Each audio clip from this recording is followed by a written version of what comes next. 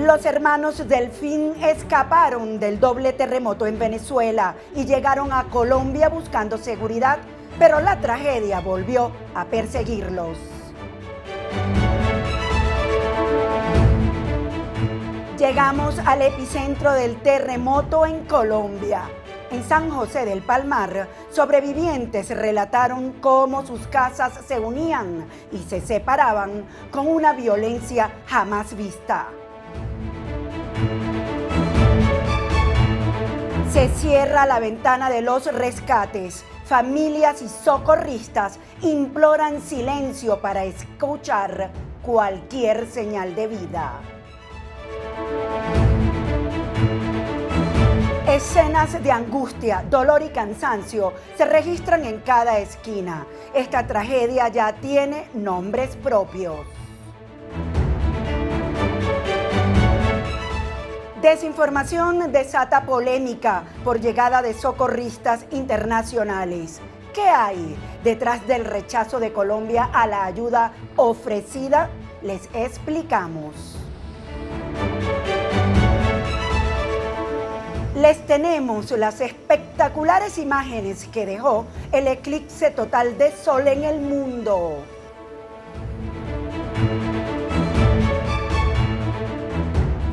La tragedia los golpeó 2 veces. Los hermanos Delfín escaparon del doble terremoto en Venezuela y llegaron a Colombia buscando seguridad y una nueva vida. Pero menos de 2 meses después, la tierra volvió a temblar bajo sus pies.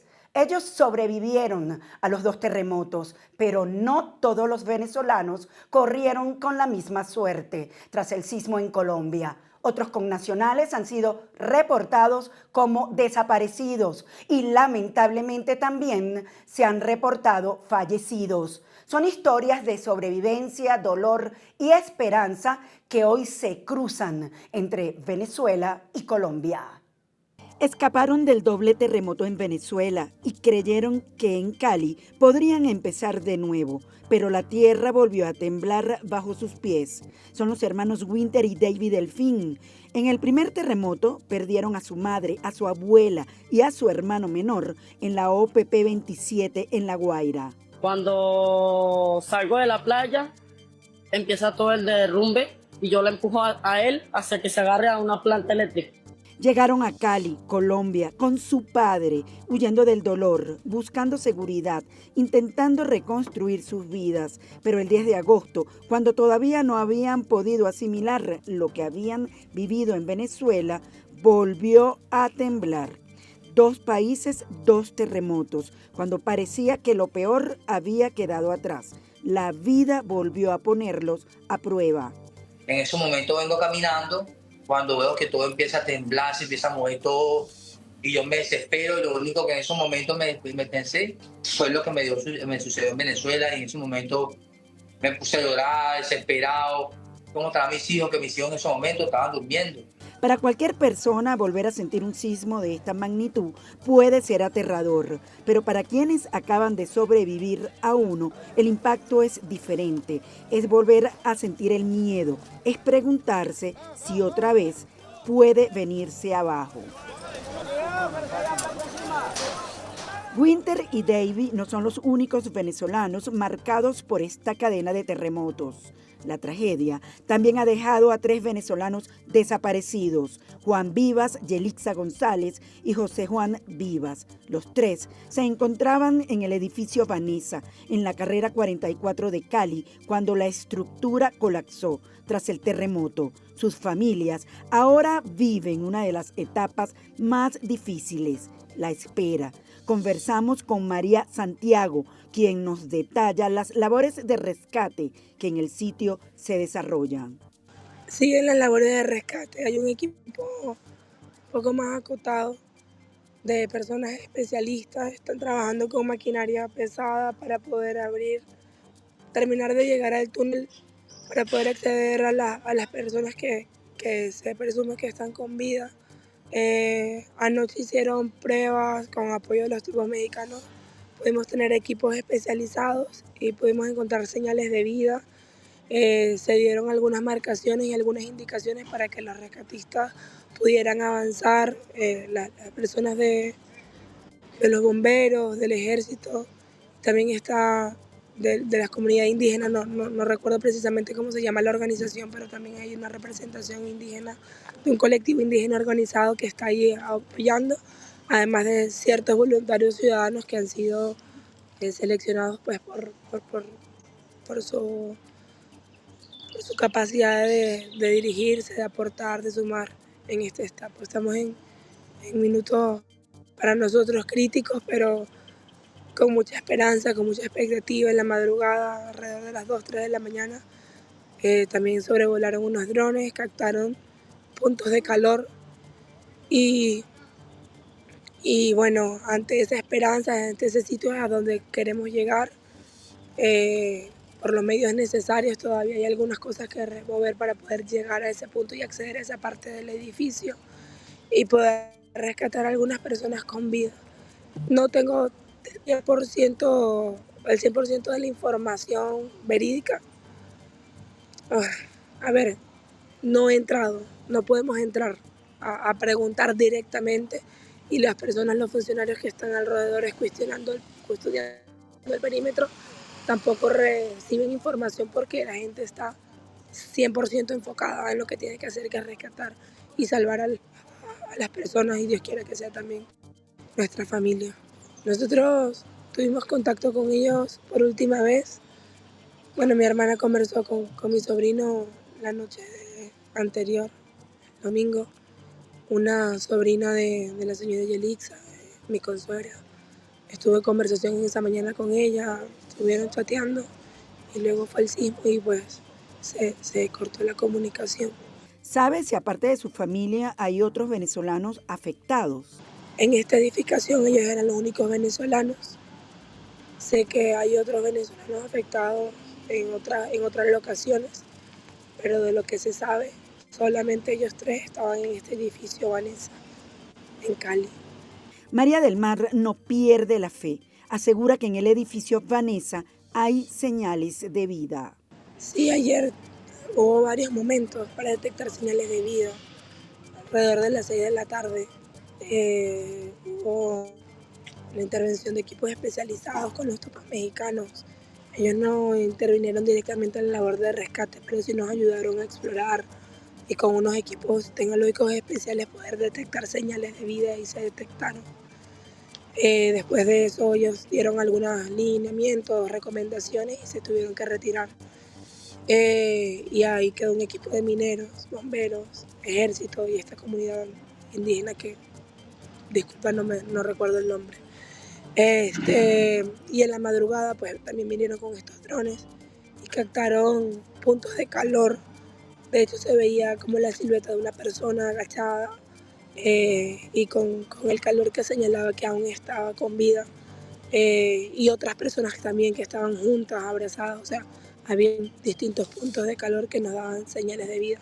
Exactamente no te sabría decir cuántas, pero sí había vida. O sea, sí habían señales de vida y creemos de todo corazón que sí hay vida y que vale la pena seguir esforzándose. Pido a todos oración y sobre todo mucha esperanza y fe. Yo creo que en estos momentos es retador, pero lo único que nos va a dar el resultado que queremos es mantener nuestra fe intacta. La emergencia sigue en pleno desarrollo y todavía no hay una cifra determinada de venezolanos afectados, pero sí hay algo que comienza a quedar claro en medio de la tragedia. Familias, vecinos y organismos de socorro se unen para buscar rescatar y saber qué pasó con quienes todavía no dan señales de vida. Cali y Pereira, dos de las ciudades más afectadas, también concentran historias de venezolanos que hoy vuelven a enfrentarse al miedo y a la incertidumbre. Entre ellas también está la de Daisy Zulquerine Rodríguez y Darwin González Guerrero. Llevaban 20 años juntos y habían hecho de Pereira su hogar durante los últimos 5 años. Llegaron a Colombia buscando un nuevo comienzo, pero el terremoto cambió todo. una pared de su vivienda se desplomó y los dejó atrapados. Eran padres de 3 hijos. Para quienes han perdido tanto, el tiempo ya no se mide en horas, se mide en cada llamada que nos llega, en cada movimiento de los rescatistas, en cada voz que dice que todavía hay esperanza. 2 países, 2 terremotos y en medio del dolor, una misma fuerza, la de quienes siguen juntos, ayudándose y aferrados a la esperanza de volver a encontrar a los suyos. Ya pasaron 72 horas del terremoto en Colombia, la ventana de vida más crítica después de un sismo. Pero los rescatistas siguen buscando señales entre los escombros. Y en estas horas, cuando cada minuto puede ser determinante, hay algo que necesitan por encima de todo: silencio. Porque un golpe, una respiración o un movimiento pueden hacer la diferencia que permita encontrar a alguien con vida. Les pido por favor silencio y respeto por el dolor que tenemos. Respeto, por favor. Y de verdad lo que está diciendo este compañero. Si no podemos entrar a ayudar allá, vamos desde nuestras casas a orar. Pidámosle a Dios misericordia por esta ciudad, por nuestros seres queridos, pero no más bulla, por favor. No más bulla, hay que sacar a la gente de allá. Esta es la representación gráfica y exacta de la tragedia que se vive en Colombia. Solo piden una cosa: silencio. No,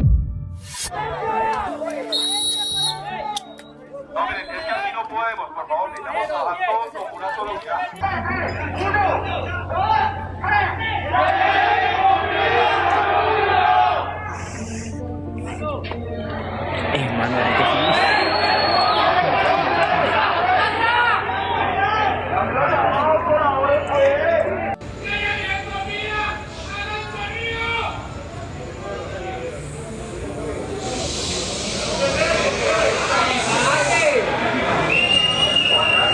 La ventana de vida está a punto de cerrarse. Las horas corren y mientras el tiempo se agota, los rescatistas siguen buscando entre toneladas de concreto una señal que les diga que todavía hay alguien con vida. Un golpe, un movimiento, una respiración, un rasguño, cualquier sonido puede ser la diferencia entre encontrar a una persona o no encontrarla nunca. Por eso, en estas que pueden ser las últimas horas de búsqueda, hay algo que los rescatistas están pidiendo por encima de todo: silencio. Silencio absoluto. Porque cuando una persona está atrapada bajo los escombros, no puede salir a buscar ayuda. Su única posibilidad puede ser hacer un sonido. Y para que ese sonido llegue hasta quienes están buscándola, primero tienen que desaparecer todos los demás.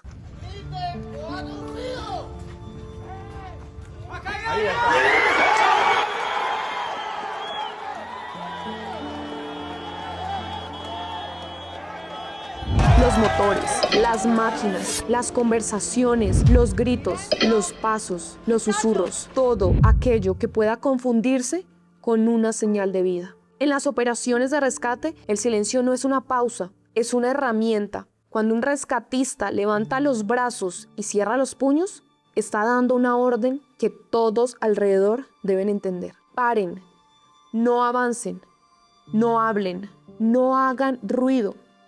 Hay una posible señal de vida. En ese momento, los equipos pueden utilizar perros especializados, cámaras, sensores y dispositivos capaces de detectar movimientos mínimos bajo los escombros. Pero ninguna tecnología puede reemplazar algo tan básico como poder escuchar.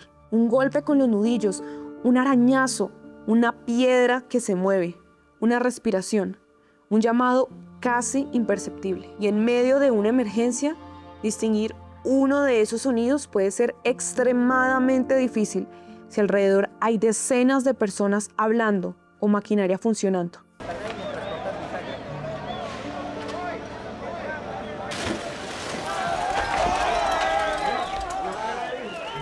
Yo les dije, ¿no la creen? Ah, bueno.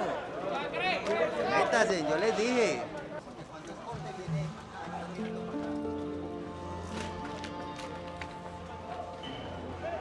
Eso también ocurrió en Venezuela y está ocurriendo ahora mismo en Colombia. Después de los terremotos que golpearon al país el pasado 24 de junio en La Guaira, los equipos de rescate enfrentaron durante días la búsqueda de personas atrapadas bajo las estructuras colapsadas.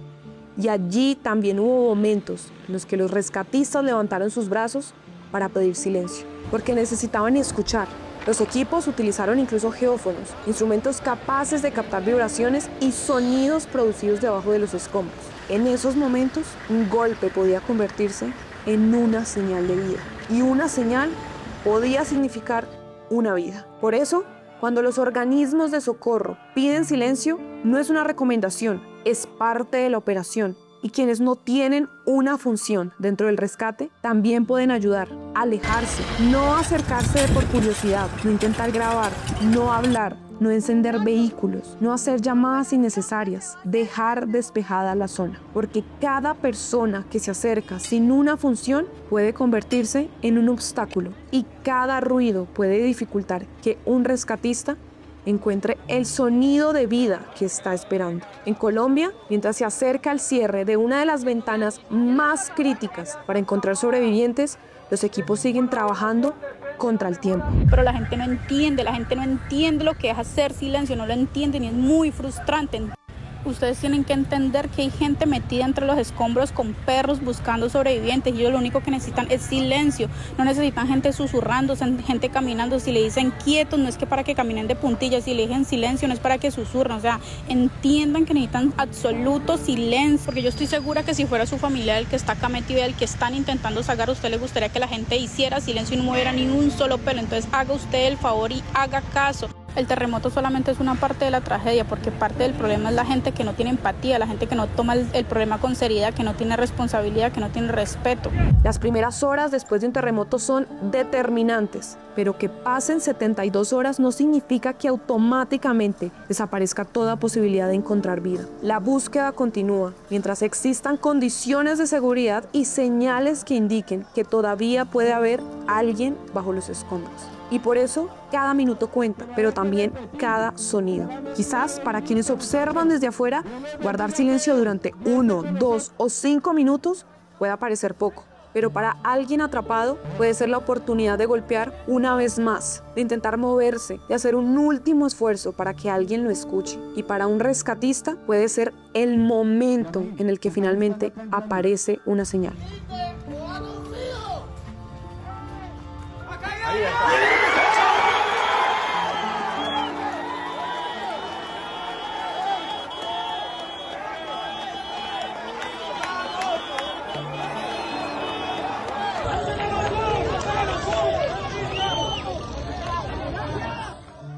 Por eso, si usted está cerca de una zona de rescate y ve un puño levantado, deténgase, no pregunte, no grite, no aplauda, no haga ruido. Espere, porque ese gesto puede significar que debajo de los escombros alguien está intentando comunicarse y en ese instante todo el equipo necesita escuchar. Cada media hora hacemos silencio para buscar si encontramos gente con vida.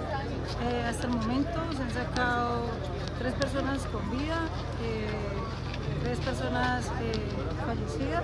Después de un terremoto, todos queremos hacer algo, queremos ayudar, queremos encontrar a nuestros familiares, queremos saber qué está pasando. Pero hay momentos en los que ayudar significa exactamente lo contrario. Significa no hacer nada, significa apartarse, significa guardar silencio, significa darle a un rescatista la posibilidad de escuchar aquello que nosotros no podemos escuchar. Porque mientras afuera el mundo sigue haciendo ruido, debajo de los escombros puede haber alguien esperando que alguien lo encuentre. Y quizás todavía tenga una oportunidad, un último golpe, una última respiración, una última señal, un último rasguño. Por eso, cuando un rescatista levanta el puño, que todos entendamos lo que está diciendo. Silencio, porque en ese momento el silencio también rescata.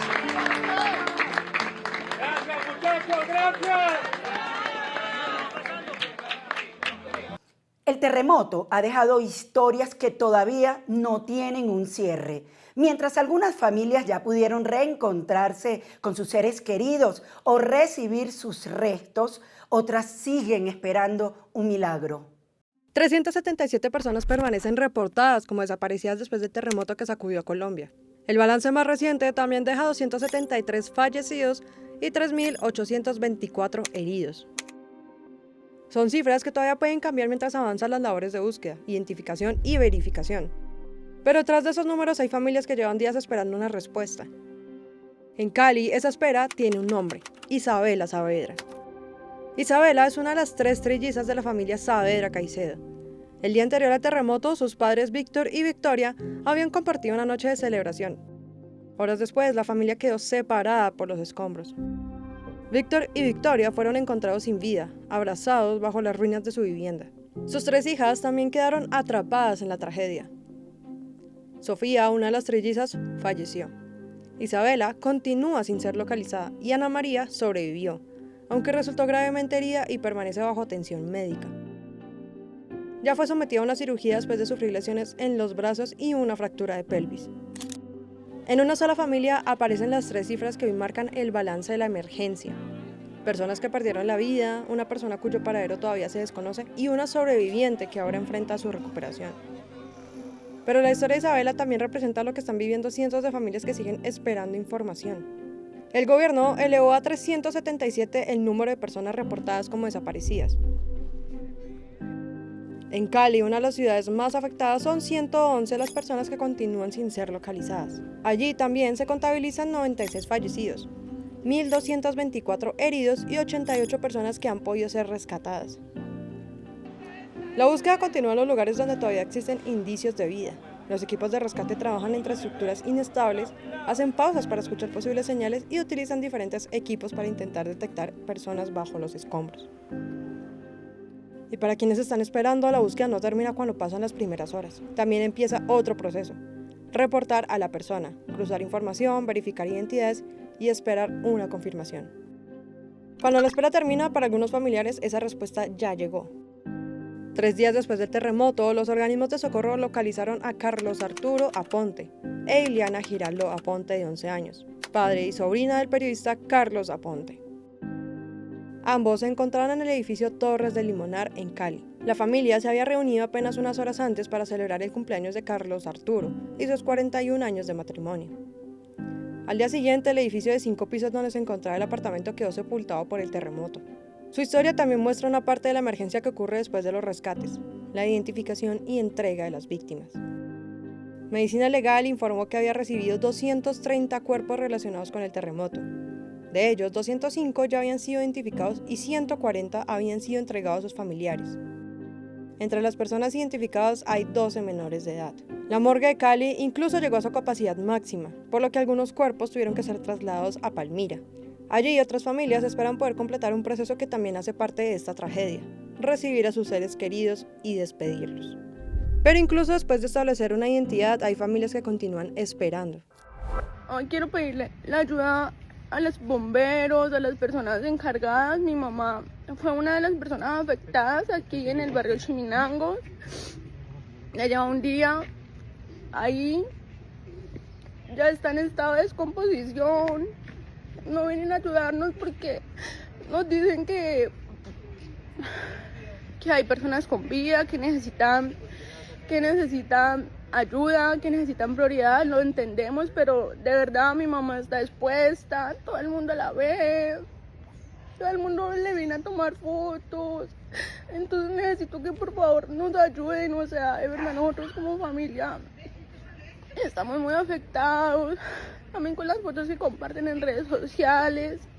Les pido que sean prudentes y que me ayuden a compartir este video. O sea, para sacar a mi mamá necesitan las máquinas porque el lugar donde está tiene riesgo de desplomarse la torre. Por ese motivo los rescatistas no la han sacado y nadie se atreve como a moverla porque la torre se puede desplomar. Entonces está ahí atrapada. Obviamente está sin vida, pero es difícil para nosotros como familia. Queremos el cuerpo, queremos vivir el duelo como debe de ser, pero es difícil y ya nos tienen en el olvido. Aquí no hay nadie, solo está la policía, pero la policía no hace nada, no pueden hacer nada. Entonces solo pido que me ayuden a compartir. Giselle pidió ayuda para recuperar a su madre, quien quedó atrapada entre las escaleras mientras intentaba salir durante el terremoto en Cali. El equipo de desplome de la estructura ha impedido que los equipos puedan ingresar con maquinaria para recuperar su cuerpo. Mientras tanto, la joven también denunció que algunas personas se acercaron al lugar para tomar fotografías de lo ocurrido. Es una espera distinta a la de las familias que buscan a alguien cuyo paradero todavía desconocen, pero igualmente dolorosa, saber dónde está una persona y no poder todavía recuperarla. Los 3.824 heridos y están también quienes lograron salir con vida. El balance oficial habla de 3.824 personas heridas. Una de ellas es Diana Troncoso, una bioingeniera de 31 años que permaneció más de 29 horas atrapada entre los escombros de un edificio de 5 pisos en Cali. Los equipos de rescate mantuvieron contacto con ella mientras trabajaban para sacarla. Sus padres esperaron afuera hasta verla salir. Diana sufrió lesiones en los brazos y el muslo y tuvo que ser intervenida quirúrgicamente. Fue increíble. Ella me dijo, papá, a mí me sostuvo 30 horas en la oscuridad, porque eso es lo que me dice. 30 horas en la oscuridad me sostuvo, fue que yo sabía que ustedes no estaban allí. Si ustedes hubieran estado ahí, yo me muero rapidito, ¿sí? Ella oró mucho. Nos contaba el rescatista, Brian, no me acuerdo el apellido, que la escuchaba haciendo el rosario, Santo Rosario, ¿sí?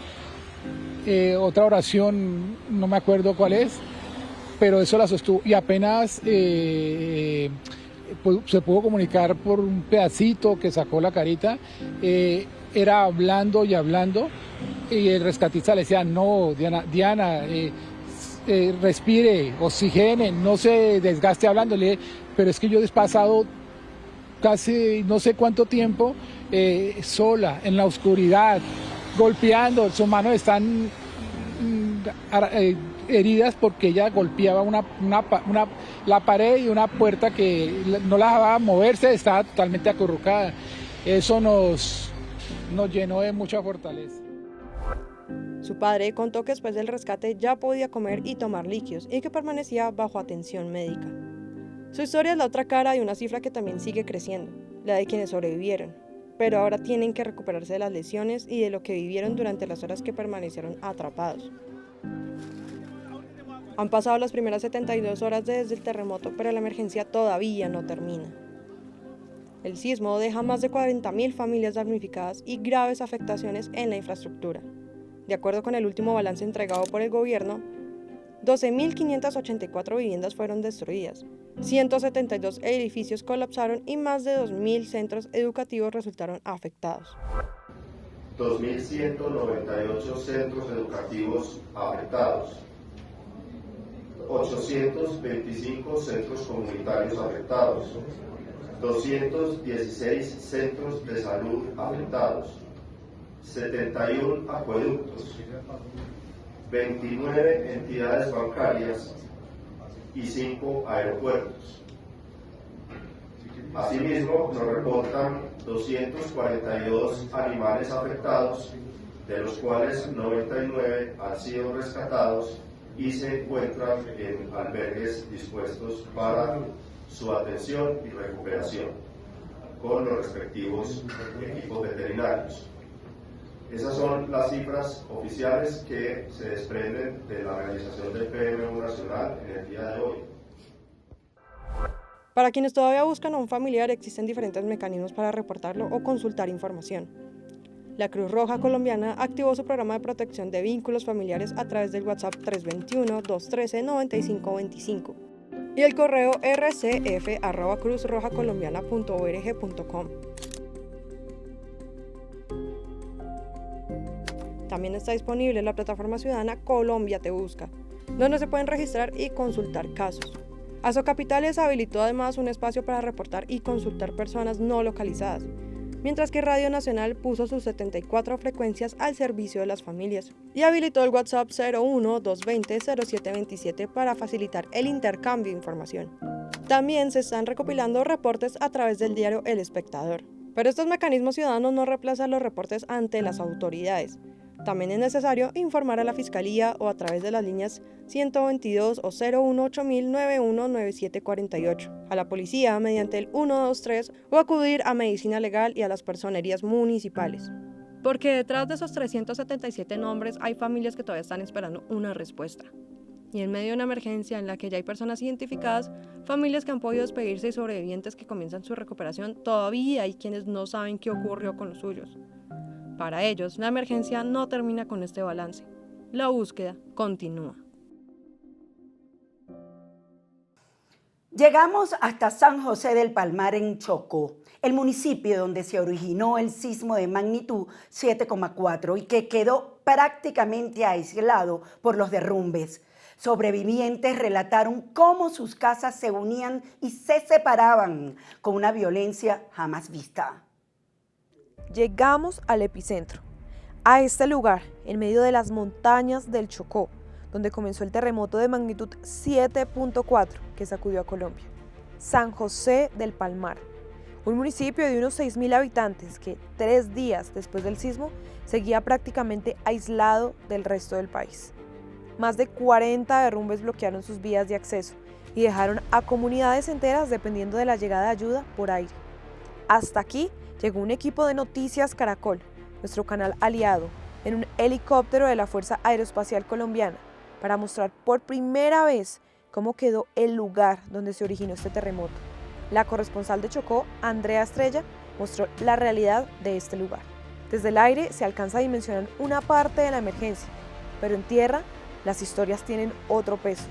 Casas destruidas, familias que no han podido dormir tranquilas, servicios básicos interrumpidos y una población que, además de enfrentar los daños, teme quedar completamente desabastecida. No hay palabras, la verdad.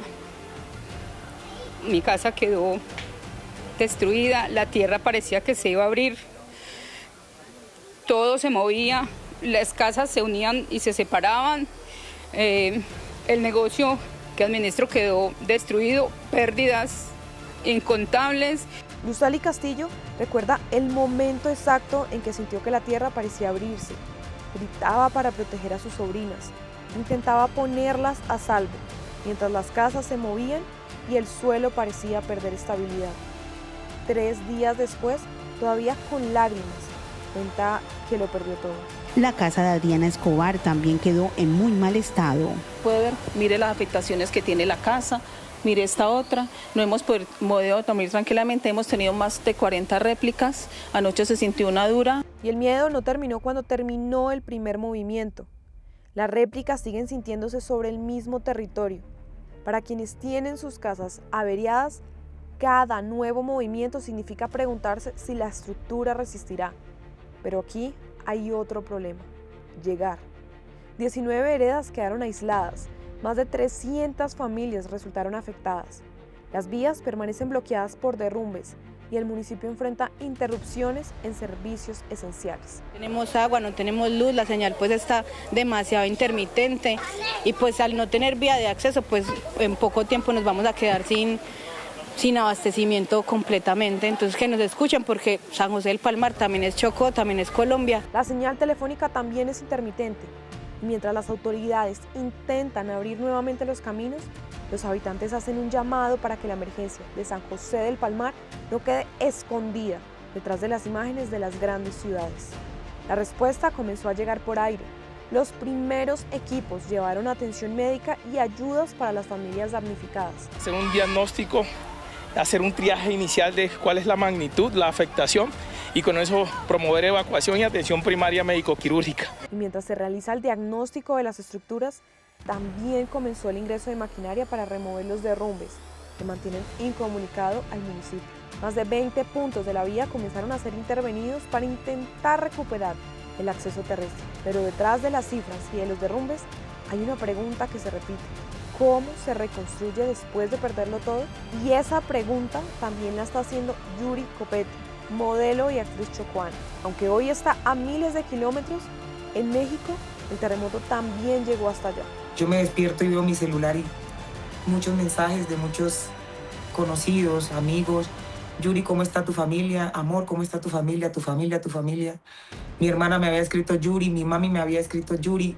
O sea, yo entré en pánico, yo dije, Dios mío, ¿qué pasó? Yuri lleva 4 meses trabajando como modelo en México. Su mañana comenzó como una avalancha de mensajes. Amigos, familiares, personas preguntándole por sus padres, por sus hermanos, por los suyos. Hasta que llegó el mensaje que confirmó su peor temor. Yuri buscó entonces una respuesta. Preguntó por su papá, preguntó por su familia, hasta que su hermana le confirmó lo que jamás imaginó escuchar a miles de kilómetros de distancia. Su casa había colapsado. Cuando yo entro al grupo familiar, veo que mi hermana había enviado un video de cómo había quedado mi casa. O sea, yo entré en pánico, yo dije, me acordé de mi papá y yo, ¿y cómo está Benito? Mi hermana alcanzó a responder, ya viene. Como él trabaja en la mañana, yo dije, bueno, estaba afuera. Yuri no estaba en Colombia, no podía llegar hasta su barrio, no podía caminar entre los escombros, no podía ayudar a sacar lo que quedaba de su casa. Solo podía mirar las imágenes que llegaban a su teléfono desde el otro lado del continente y recordar que esa no era la primera vez que su familia enfrentaba una tragedia. Sufrimos también un incendio hace 13 años, eso fue en el 2013. Se quemaron 6 casas, dentro de esas 6 casas se quemó la mía. Afortunadamente, solo 2 casas pudimos volver a construir. Han pasado 13 años, Pilar, y las otras 4 casas no pudieron volver a construir nunca, porque las ayudas no llegan. En 2013, un incendio destruyó 6 viviendas en su barrio, Medrano, en Quibdó. Una de ellas era la de Yuri. 13 años después, algunas de esas casas todavía no habían podido ser reconstruidas. Y ahora, otra vez, una tragedia vuelve a dejarla sin hogar. Pero esta vez no está sola, porque su historia se suma a la de cientos de familias que hoy necesitan volver a levantar sus casas y recuperar algo tan básico como tener agua, energía y conexión. ¿Qué necesita el Chocó para recuperarse? Medicina, materiales de construcción para volver a reconstruir sus casitas y tener servicios básicos es lo mínimo, energía, internet. Ese es el llamado que hace Yuri desde México, no solamente por ella, por su familia, por sus vecinos, por su barrio y por un departamento que durante años ha enfrentado emergencias, dificultades de acceso y una profunda desigualdad. Y mientras desde lejos Yuri espera noticias de los suyos, en San José del Palmar la vida intenta continuar. Las ayudas comenzaron a llegar, los equipos médicos realizan las primeras valoraciones, la maquinaria trabaja para despejar los caminos y las autoridades entregan kits de hábitat para quienes ya no pueden regresar a sus viviendas. Pero la emergencia apenas comienza, porque recuperar una carretera puede tomar días, reconstruir una casa puede tomar meses y recuperar la tranquilidad de una familia puede tomar mucho más. La historia de Yuri es también la historia de un departamento que hoy enfrenta una emergencia que va mucho más allá de las viviendas destruidas.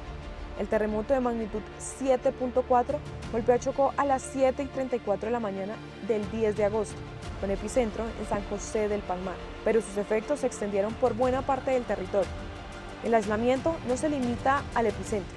En comunidades rurales como la Italia, donde viven cerca de 3.000 personas, la falta de señal telefónica dificultó incluso conocer el estado de sus habitantes. En el Bajo San Juan, comunidades indígenas como Chachajo también resultaron afectadas y por su ubicación, la verificación de los daños depende en buena parte del transporte fluvial. En Quibdó, la capital, también aumentó la presión sobre un sistema de salud que ya enfrentaba dificultades antes del terremoto. Los heridos más graves deben ser atendidos o trasladados hacia centros con mayor capacidad, mientras los hospitales reciben el impacto de una emergencia que llegó a un departamento con grandes dificultades de acceso. El balance preliminar de la Gobernación del Chocó con corte al 11 de agosto reportaba 14 personas fallecidas, 138 lesionadas, 5 desaparecidas y 2.791 afectaciones materiales. Pero las cifras continúan cambiando mientras los equipos avanzan por un territorio donde llegar hasta las comunidades afectadas puede ser, en sí mismo, una de las mayores dificultades. Porque el terremoto duró segundos, pero en Chocó las dificultades para llegar, comunicarse, acceder al agua, recibir atención médica y conectar a sus comunidades con el resto del país llevan mucho más tiempo. Y ahora, después del terremoto, todas esas heridas quedaron todavía más expuestas. El terremoto ocurrió el lunes 10 de agosto a las 7:34 de la mañana. Tuvo una magnitud de 7.4 y su epicentro se ubicó en San José del Palmar. en el departamento del Chocó. El movimiento se sintió con fuerza en buena parte del occidente y centro del país, incluyendo ciudades como Pereira, Cali, Manizales, Armenia y Medellín. Las afectaciones se extendieron por cientos de municipios, con viviendas destruidas y averiadas, daños en hospitales, colegios, vías y otras estructuras. Pero mientras las cifras continúan actualizándose en San José del Palmar, hay una certeza. El terremoto comenzó aquí, y aquí también comienza una de las tareas más difíciles: reconstruir. Este terremoto que sacudió a Colombia, para quienes viven aquí, la tierra ya dejó de moverse, y ahora empieza el largo camino para volver a levantarse. Colombia rechazó ayuda internacional mientras miles de personas necesitaban ser rescatadas. Una pregunta que surge de la polémica desatada en redes sociales tras el terremoto y que hizo que presidentes y cancilleres salieran a dar declaraciones. No hemos excluido a absolutamente ningún país. El Estado colombiano no recibió la ayuda de rescatistas venezolanos, entonces nos tocó quedarnos en casa.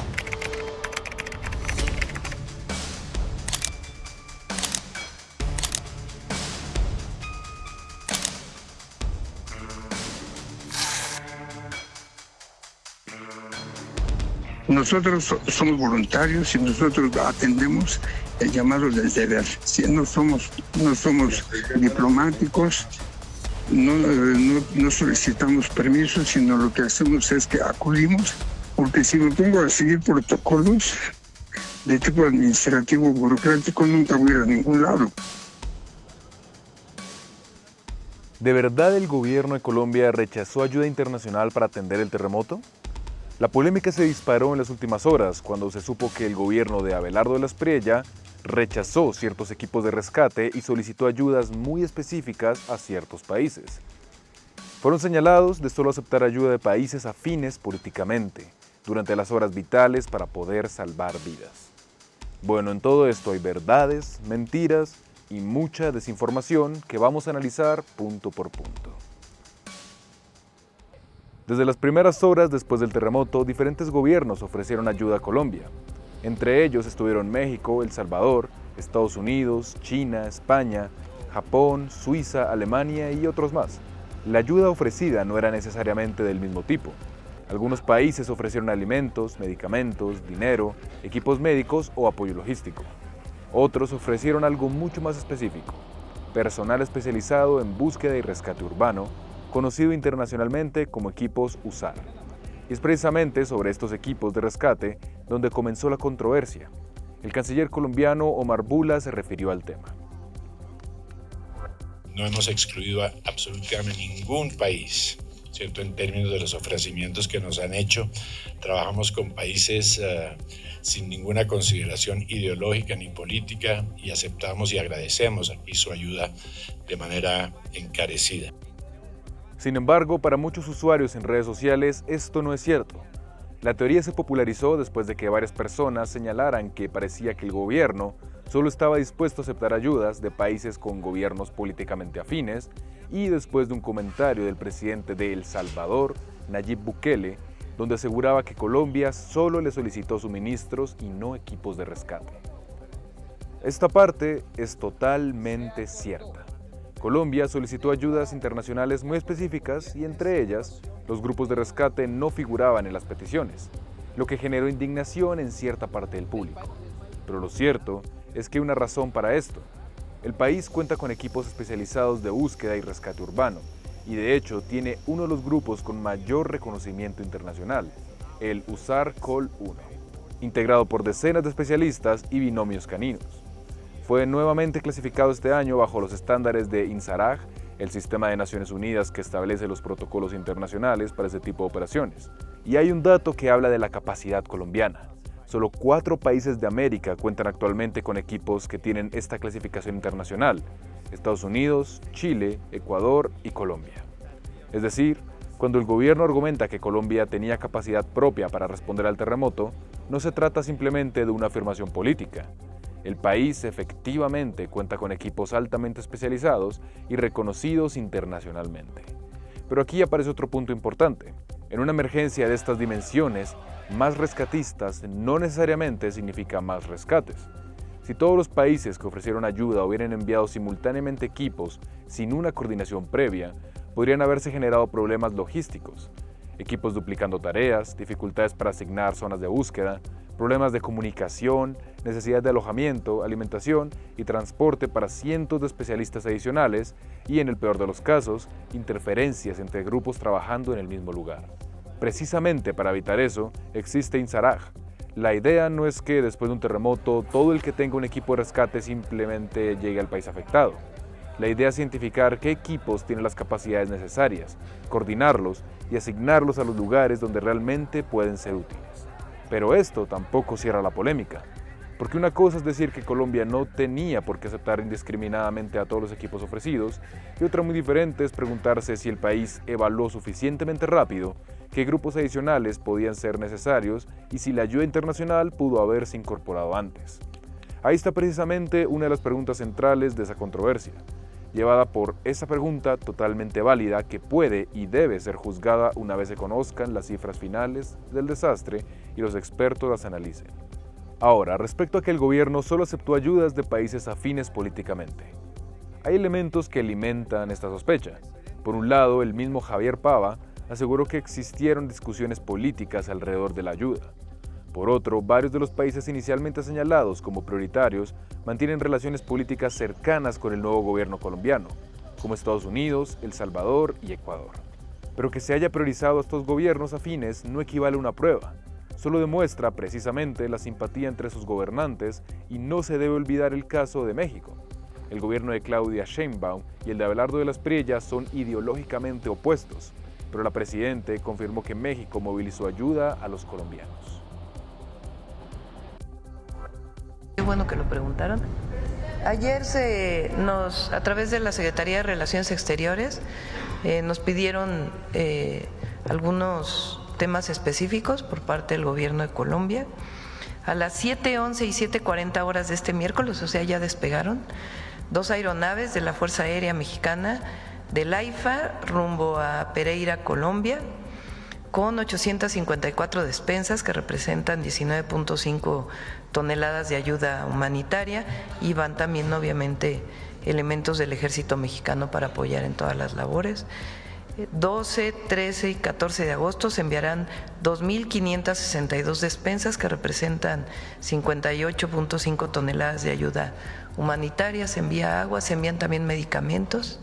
Entonces, salieron ya temprano y vamos a estar en contacto a través de las cancillerías. Entonces, si ponemos todos los hechos sobre la mesa, primero, Colombia sí recibió ayuda internacional. Segundo, durante las primeras horas no se activó plenamente el mecanismo internacional para recibir equipos extranjeros de búsqueda y rescate. Tercero, Javier Pava recomendó inicialmente no solicitar equipos USAR internacionales porque consideraba que las capacidades nacionales eran suficientes. Cuarto, posteriormente, Pava dio a entender que existieron discusiones relacionadas con la orientación política de algunos gobiernos. Quinto, el gobierno de Abelardo de las Priellas niega que la ayuda haya sido seleccionada por razones ideológicas. Sexto, la UNGRD comenzó posteriormente a aceptar determinados equipos internacionales bajo el argumento de que cumplían los protocolos establecidos. Y séptimo, México, El Salvador, Estados Unidos y otros países terminaron enviando distintos tipos de ayuda, aunque no todos recibieron inicialmente autorización para desplegar sus equipos de rescate de la misma manera. Sí hubo una demora y confusión en la coordinación de parte de ayuda internacional, y sí existen declaraciones de un exfuncionario que introducen un componente político en la discusión, pero afirmar que Colombia rechazó rescatistas extranjeros únicamente por su ideología política sería ir más allá de lo que las pruebas públicas disponibles permiten afirmar hasta el momento. La explicación oficial habla de capacidad nacional, certificaciones, protocolos y necesidades concretas de la emergencia. La versión de quienes cuestionan la decisión apunta a posibles criterios políticos, y entre ambas versiones todavía hay preguntas que deberán ser respondidas con documentos, no con declaraciones de un lado o del otro. Porque en una tragedia como esta, la ayuda no debe tener ideología, únicamente salvar vidas. Y ahora le corresponde al gobierno demostrar que cada decisión que tomó respondió precisamente a ese fin.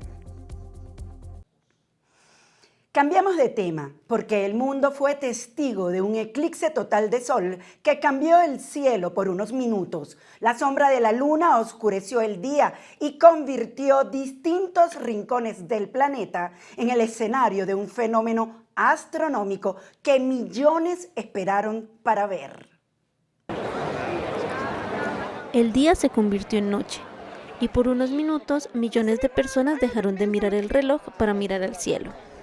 Desde el Ártico ruso, pasando por Groenlandia e Islandia hasta España, el eclipse reunió a multitudes que esperaron este instante para ser testigos de un fenómeno difícil de olvidar. En el Louvre, la espera fue parte del espectáculo. Miradas al cielo, una pareja vestida de matrimonio y hasta una mujer cantando mientras la luz cambiaba.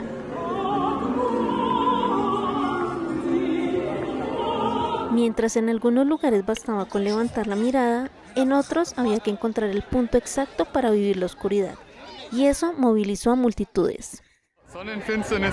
Es realmente espectacular, ya casi lo hemos vivido por completo y si uno se fija en toda la gente que hay aquí en la montaña interesada en verlo, es un enorme espectáculo que no se ve muy a menudo.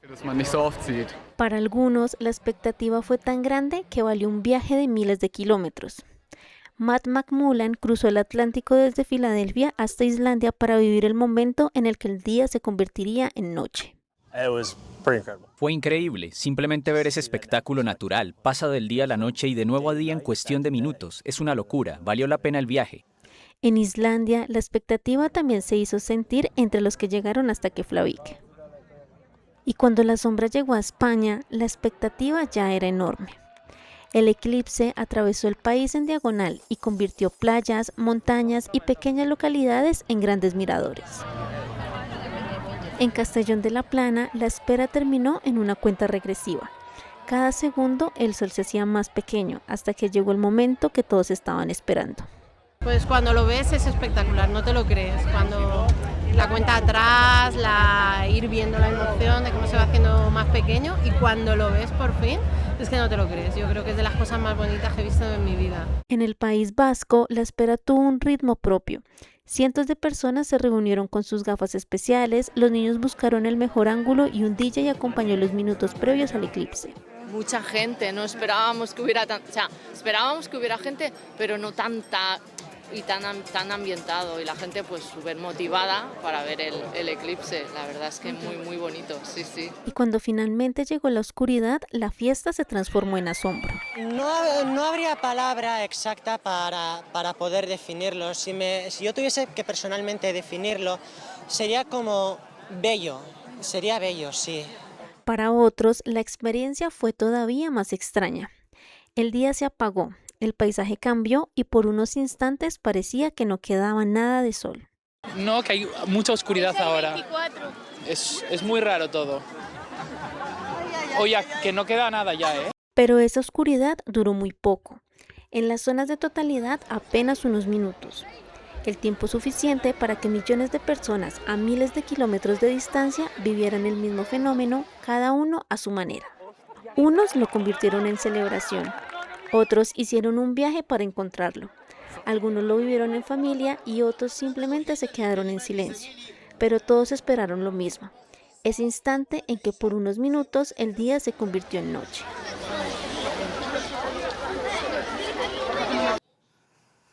Con las imágenes espectaculares del eclipse despedimos nuestra emisión de hoy. Como siempre, les agradecemos el apoyo a nuestros contenidos informativos y los invitamos a suscribirse siempre a nuestro canal en YouTube Venezuela al Día Oficial.